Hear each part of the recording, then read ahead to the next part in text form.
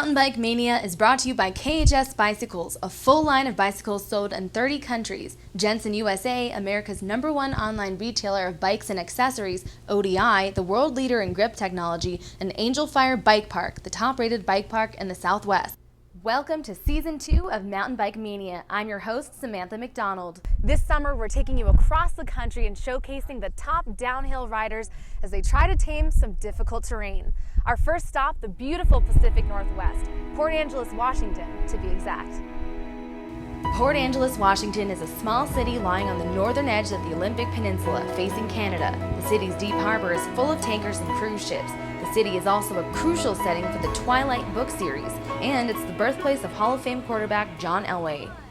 Today's race not only kicks off our season, but it's also the first race in both USA Cycling's Pro GRT Series and the Northwest Cup Series. More on that a little later. First, let's check in with Ross and Mikey Hatter at the top of the trail. How's the course looking from up there, guys? Thanks, sis. It's been pretty dry today. Skies seem to be holding up. Yeah, you know, some of the driest conditions we've seen here, dry hill. A lot of riders having some trouble with the dry, marbly conditions on top of the loose soil, but also setting some of the fastest times we've seen here in qualifying yesterday. Who was on top yesterday, Ross? Pretty crazy. We got the wild Aussie from down under, Connor Fearon, taking down the top spot. He'll be the last one down the mountain to go. New aspect of the GRTs this year, we got only the top 80 pros qualifying to race on Sunday. Nice, nice. So we'll have to see who stacks up at the end of the hill and see how the weather holds up. Back to you, Sammy. Thank you, Ross and Mikey. Now let's go to our course preview, brought to you by Jensen USA.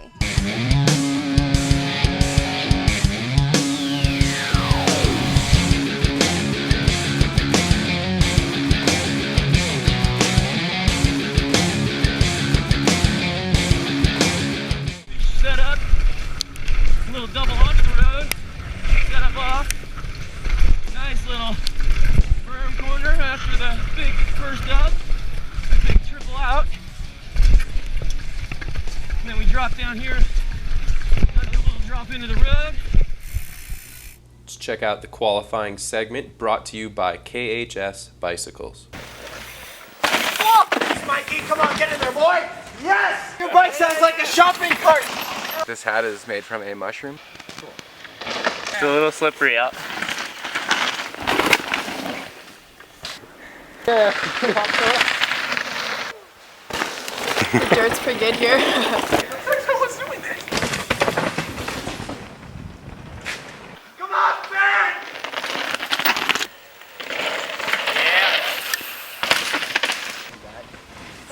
Yeah! Yeah! Ooh.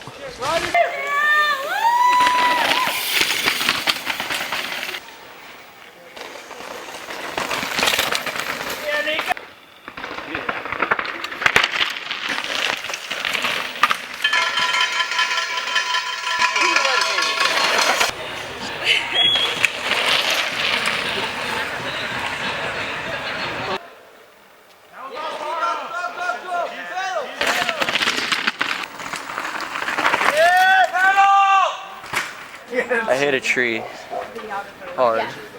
What do you think gave you an advantage coming from Australia? There's a lot of turns at home, and this track's pretty much just compiled of a lot of turns, not too steep. It's not too steep at home either, so it's sort of what I'm used to riding, just a bit more grippy. And I'm also excited to be here, so I think that's maybe making me go faster. Here with Charlie Harrison, first in junior expert qualifying. How was your run, Charlie?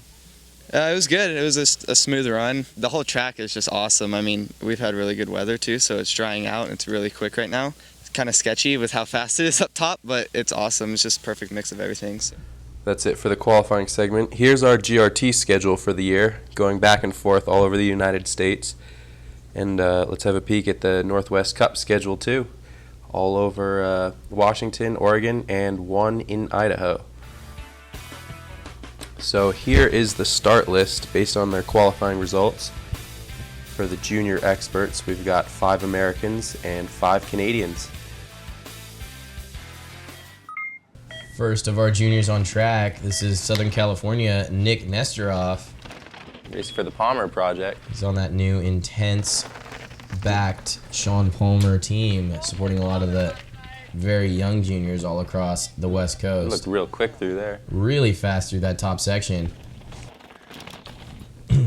You know, they're on the 27.5 downhill wheel bikes. Yep, the new M16s, I believe. Totally up on the split. He's one of the fastest guys, even though he's like 15 or 16. I believe he is racing age 16. So, oh, dabbing a foot there, but not losing too much speed. No. Into the Chunderdome, choosing to pick up and roll through one of our smaller, lighter riders. Maybe not having the... He looks terrifyingly fast, though. Definitely not scared of attacking this course, which is what you have to do at these pro GRTs. Well, let's see, where's that put him? Into the lead by almost 3 seconds over Jack Allman. Nick is having a good season, wow. It is very early, but sprinting hard out of that first turn. All right, well, who's next? Next, we've got Norco factory rider Magnus Manson. He had a crazy crash on Friday. He did, actually, almost destroying his bike and front wheel and saving his body. Wow, right out of that taking corner a pretty tree fast. at full speed. Definitely doesn't look like it's affected him too much. Keeping it smooth, Didn't choosing have to take that middle line. Jumping out of there. Airing that natural built triple, dropping into the table section. So what's the deal? I mean, you air it out if you think you can get more speed on your down section, like when you're pushing the bike back down. Basically, the rule of thumb in any downhill race is to keep your momentum. And anytime you're hitting a hole or a bump or wheels aren't rolling on something nice and smooth, you're slowing down. So if you're able to jump over a bunch of holes and land on something somewhat smooth, you're better off gonna try and do that. Got it. Wow, and he didn't even jump that, so it's... But he was up at our first split, so we'll see how see that if he beats Nick. Comes across, and he does. Wow, another almost 2 seconds. 2 seconds. 2.5. Magnus putting down that extra size over Southern California Nick Next junior on course, the whip-off world champion. Only 15 years old, just like Nick, but he's on the LaPierre Gravity team.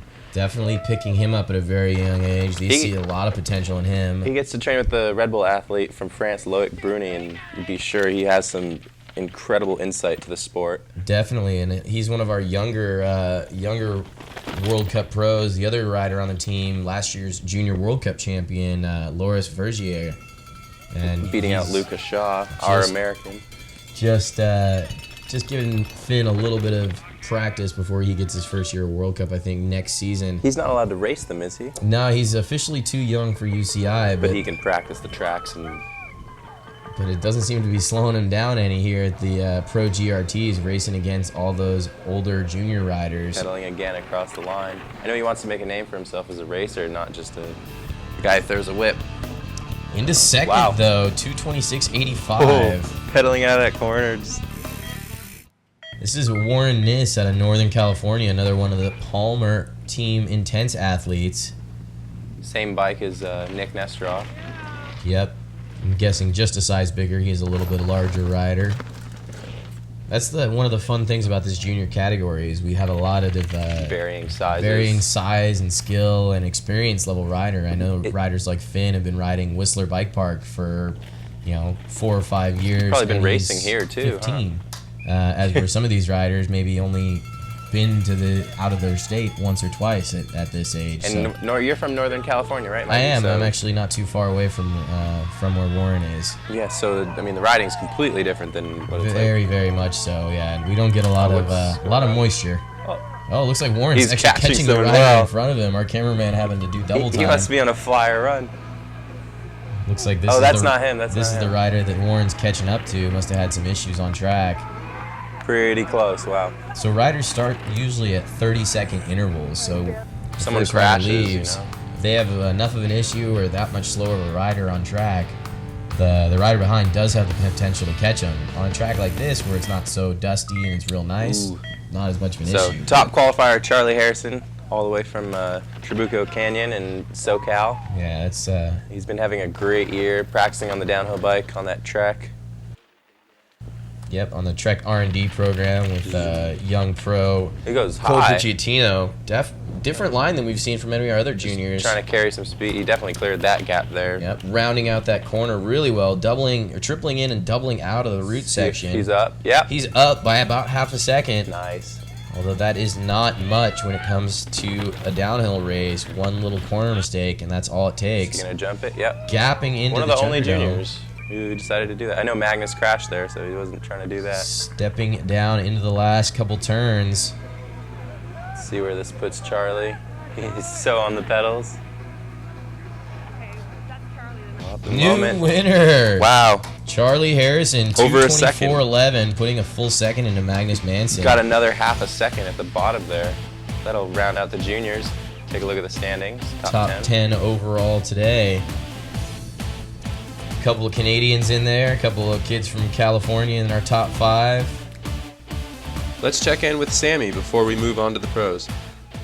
We just saw some impressive riding from the junior expert riders. Charlie Harrison kept his cool the entire time, avoided crashes, and defended his #1 qualifying spot. Now let's go back to Ross and Mikey Hatterer to see the pro men. Let's take a look at the start list for our pro men. We've got Connor Fearon on top from Australia, Remy Govan from Canada, Luke Strobel from the United States, and then a good mix of Americans, Spaniards, and Bryn Atkinson. First rider we're going to see, Nico Mullally, having some trouble in qualifying in the 52 spot. Definitely not where we're used to seeing him. But as our 4th place finisher at the World Champs, I'd love to show you what he can do on a track like this. Oh no! What? Disaster for Nico. Look at the trees. Oh, looks like he might have just over. Oh, he's up. Okay, we're. Phew! Oh my! That's one of the highest speed sections of this track. They actually call it white knuckle. Dropped 20 feet to his face. That was a spectacular crash. That's why they call him Gnarly Mullally. Oh my gosh! That was. That's not a great way to start. Definitely not what we want to see out of him. Glad he's all right. No secrets from his race course then, but here we got Bubba Warren, just outside of San Diego, Alpine, California. The younger of the 2 Warren brothers. Oh, pumping into the berm and nice. Getting a little off track there though. Oh, getting real wild there. Narrowly going off track. Definitely not the blind Bubs, but that is not a section that you want to go off course. Let's see if that hurt his time here into the first split. He is up. Up on Luca. Just barely, though, up on Luca Cometti. They ride a lot together, so. Both out of the San Diego area. Oh, taking his foot down. Is he on flats? He is a pretty much dedicated flat pedal rider. So that didn't matter too much for him. Didn't matter too much. He was able to get it on fast enough to be able to jump into that Chunderdome section. Let's see how he does on this last little section. Check out the time. Into the lead, nice. 2:23.92 for Bubba. So he put a little bit more on Luca in the second half of the track too. Did, only about a 10th up at split #1.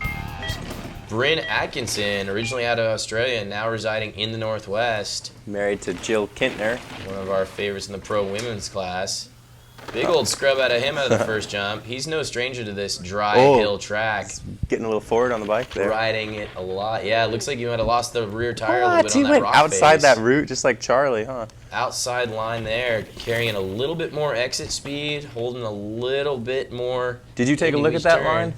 Did take a look. The problem I had was the setup, and he definitely held more speed. A 1.2 up on Bubba, about halfway down this track. That's a lot. That is a fair amount in our pro men's class into the Chunderdome. Nice. Having to really yank for that double. We see pull up a little late. Bryn is one of the strongest riders out there, and if he's having to fight for the distance on that gap, we know it's not easy. Or he's just going too fast. Let's see how he is across the line. New leader, 2:22.8 seconds up on Bubba. Let's see if that holds. Who do we have left? Let's take a look. Kieran McKinnon, kind of the quiet assassin on the GRT circuit the last few years. Out of Northern California, both works and rides for Santa Cruz Bicycles. He's a giant guy, isn't he? I think he's about 6'5" on paper, but you stand next to him and it's not so much his presence that's towering as much as just the fact that he can pat you on the head. Carrying a lot of speed in through that section here in the trees. Maybe a little bit more cautious than we've seen some of our other riders, but showing that he's had some good results. I think he's coming off a 5th place at Sea Otter just a few weeks ago. So to be half a second back from Bryn is still pretty darn good. These are Bryn's more or less home racing trails, would you say? As close to home racing now as there is. Not to mention, Bryn is about a 10-year veteran on the World Cup circuit with a few podiums to his name. Super calculated. Kieran sprinting hard across the line. Into second, not too far off Bryn's time. Just about 1.4 back. Showing that smooth and consistency pays off. Totally. Let's take a look at our Athlete of the Week, presented by Angel Fire Bike Park.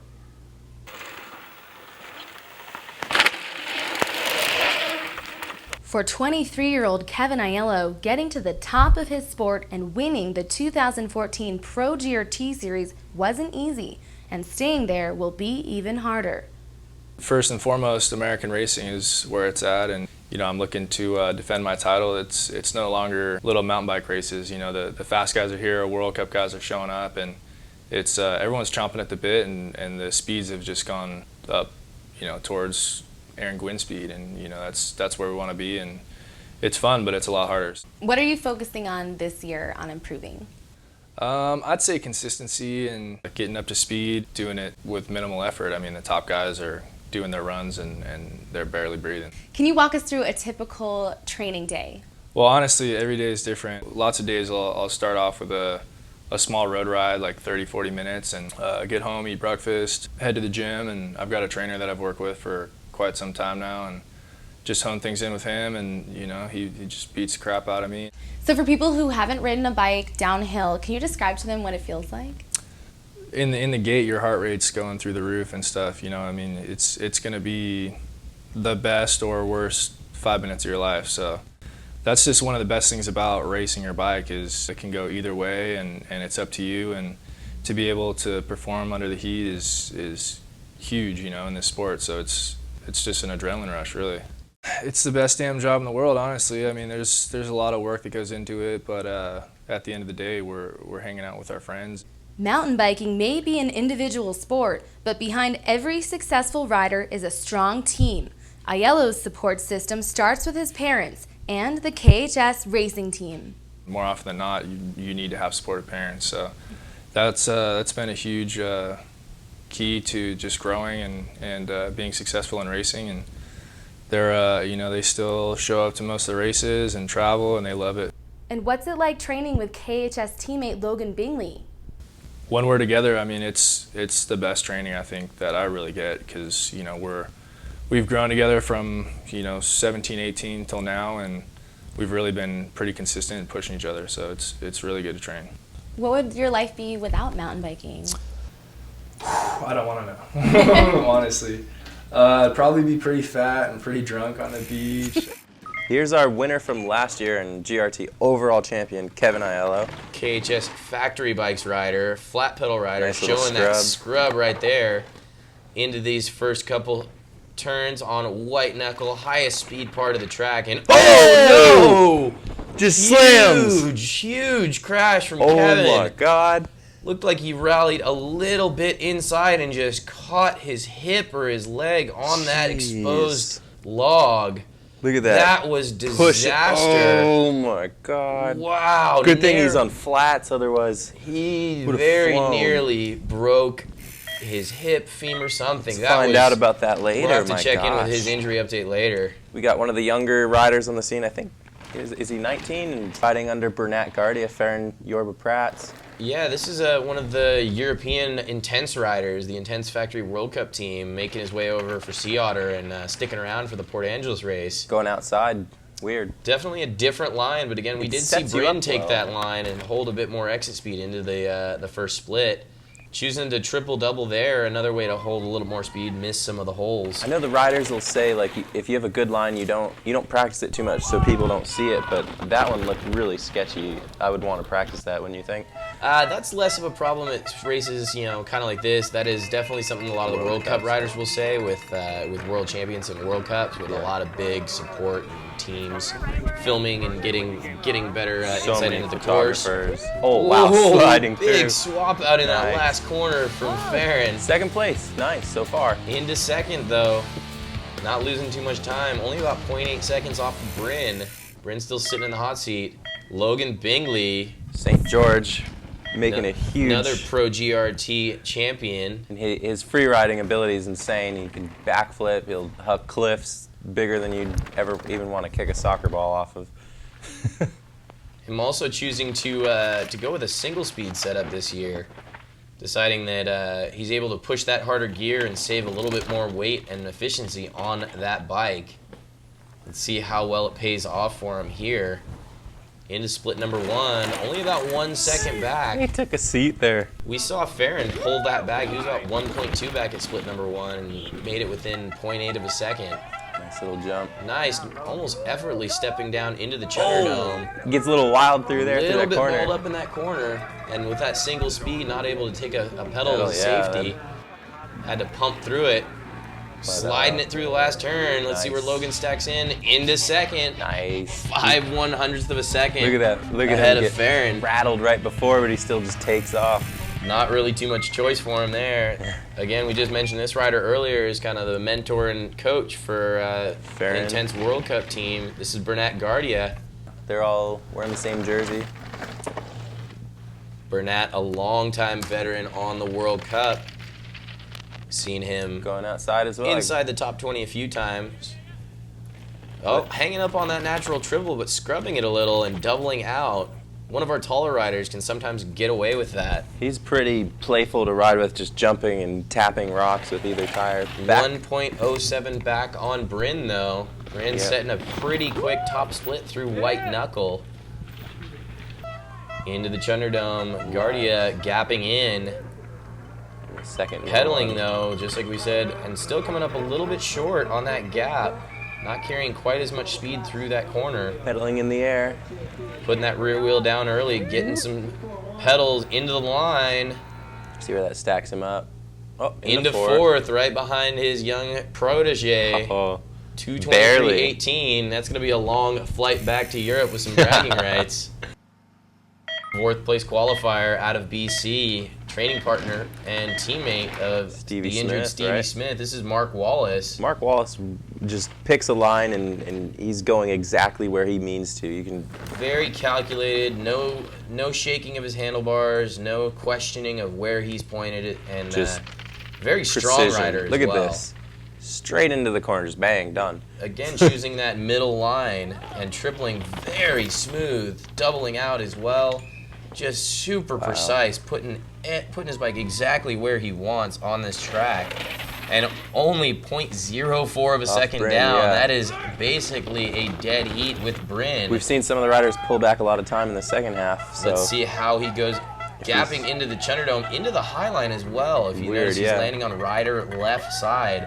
A little bit more backside, a little bit less of a harsh landing. Into the finish straight. He is pedaling hard gears right now. Kept the whole thing upright. Across the finish line. Into first. Leader by just about a second. Look at how smooth he looks. 98/100ths of a second. Up that rear wheel. Local favorite, Luke Strobel. Flat pedal rider, 26-inch wheel rider. Issaquah, Washington, Evil Bikes. See what he can do here. Longtime racer here at Dry Hill. Should know every little inch of this track, so if any American stands the best chance, it's definitely Luke. You see Kevin Aiello walking down. It seems to be all right. Good to see that he's walking. Good to see that he's able to walk with a crash like that. Luke, though, really attacking this course, so dynamic on his bike. Pumping every little bit of the course, doubling into that turn, which we didn't see a lot of riders doing. Probably fast. Very awkward left-hand turn after that with some loose roots. So good thing he's on flats, he can just kind of throw a foot out and let it slide. Exactly. Oh, outrunning our cameraman there. Luke coming into frame so quick. Sprinting hard across this finish line straight. One more turn to go. Let's see if he's got enough to do it. For America. Oh. Into second. Just a little bit. 2:21.33. Darn those Canadians, Mark Wallace, you're fast. 19/100ths of a second. Second qualifier, Remy Gauvin. On that new prototype Rocky Mountain. He trains on all the tracks where Stevie Smith is too. I believe they're all Vancouver Island. Yeah, him, Mark Wallace, and Stevie all train and ride a lot together. He's on that prototype Rocky Mountain, correct? Absolutely, yeah. Full carbon frame now. Probably looking at seeing that later in the year. Maybe debut it at Crankworks, being they're a Canadian brand. Nice. Again, tripling into that section. Balling up a little bit in the corner, though. Not able to double out like some of the other riders. That'll slow you down, the exit speed, right? Absolutely. You want to try and avoid all the holes and carry all the momentum through the turns. So he's back 1.3. Not out of touch, though. We've seen riders pull back about a full second in the bottom part of this track. Although with these times getting tighter and tighter, no mistakes can be made if you want to land yourself a spot on the podium. Sprinting hard in the last turn, Remy, let's see what he's got. Oh, into fourth, 222.66. not bad. I bet he'll be a little disappointed after qualifying second, though. He's definitely on power pace wheelie for a podium.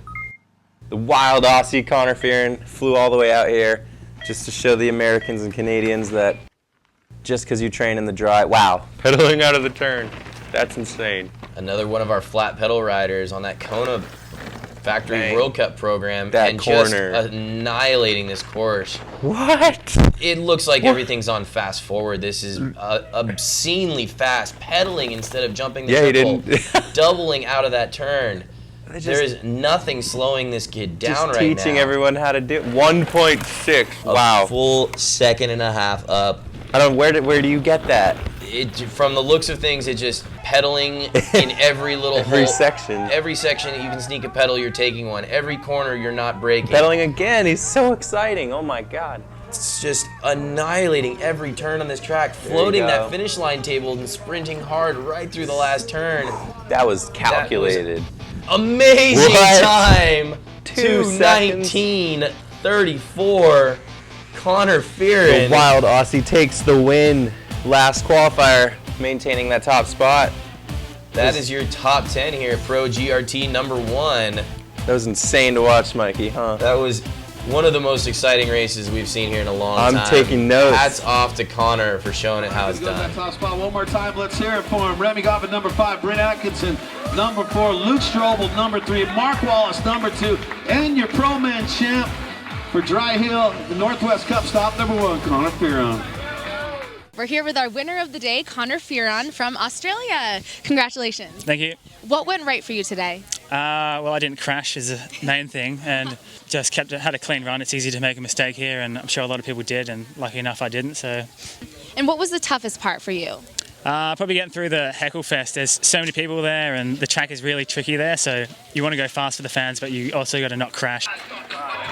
Yep. That's all for this episode of Mountain Bike Mania. We saw some amazing times and gnarly crashes on the course today. What a great way to kick off the Pro GRT and Northwest Cup series. You can check out all our episodes and extra footage that did not make it onto this show at mtbmania.net. We'll see you next time right here in Port Angeles for the second race in the Northwest Cup series. For all the MTB Mania crew, I'm Samantha McDonald.